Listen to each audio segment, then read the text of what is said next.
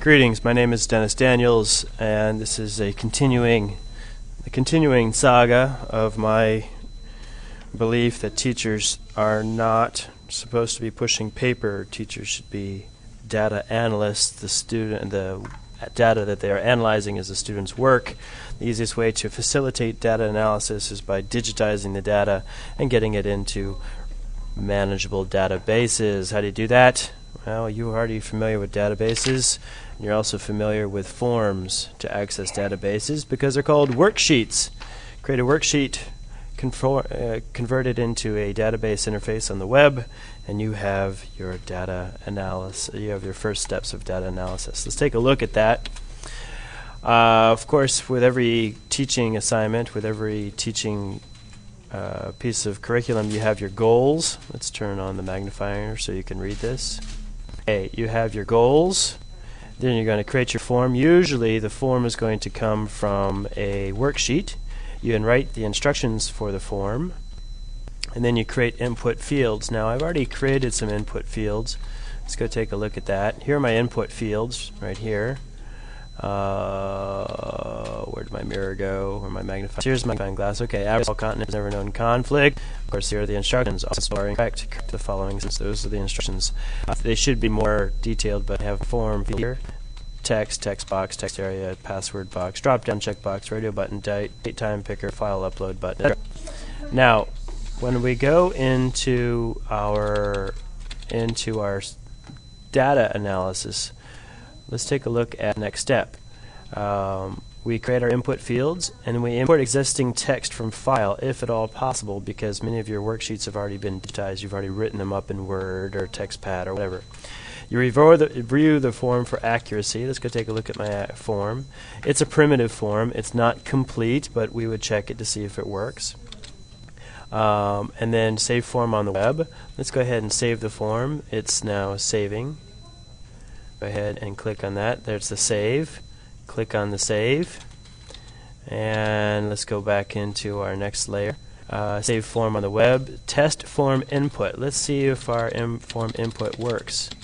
So I give some bogus data, and ooh, see, I don't need that, so I can delete it, save it, and now we'll go ahead and let's do our form input, test form output format. So let's go ahead and take a look at that, and there it is. Save. Now I click submit. See if that works. Next. And in a moment we should get a new form. Next. Click next. I'm waiting. Next. It says complete. And what's happening? What's happening? Next, save. I think I've borked. Oh, cancel that. There we go. We had a little problem with saving. Okay, next.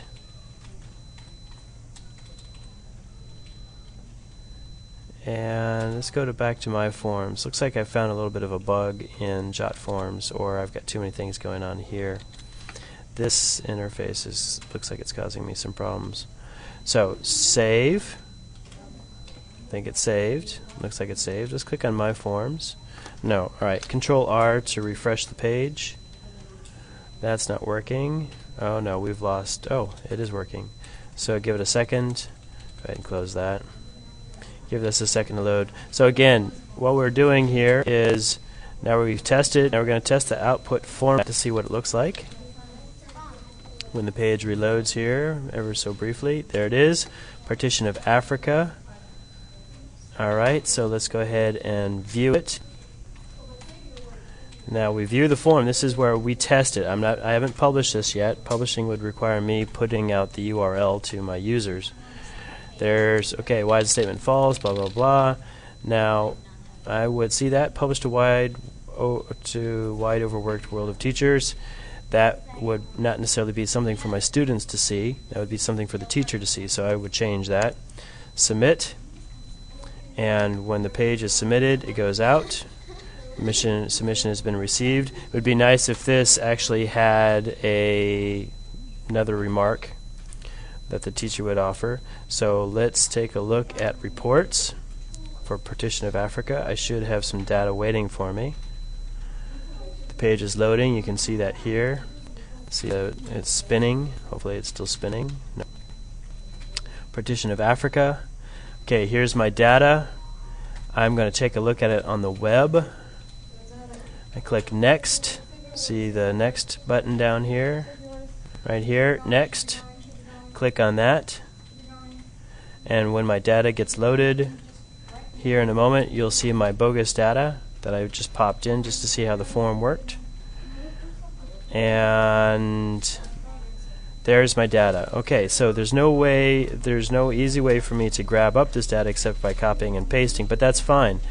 I see that I should probably have an area here for my students to put their name, so I can go back here, I edit, and I would add the text box right here, right at the very top, move that to the top, move that to the top, and I would say type your name here. There it is. Save. Make sure you save the form, and that would be a basic editorial, the basic editing process for a form. Now we go back, we've tested the form input, we've edited the document for accuracy. Now at this point we would take that URL, click Next, and we would take this URL, open, view, the view button, we would take this particular URL right here, we take that URL and then publish it to all of our users via a web page and or their internet. Either way, it would have to be published so that they could actually fill it in themselves. So with that, I would like to thank you for your time and remind you all that teachers are not secretaries. You are managers. You're not supposed to be pushing paper. That's what secretaries do. If you want to be a secretary, go find yourself a third world school where they need people to push paper. Otherwise, get your administrators to get computers in every single classroom for every single student, because you are not paper pushers. If you are, I feel sorry for you. Be the manager you are. Teachers, stand up, demand what you need. Computers in every school is what you want. Thank you very much for your time. Happy computing.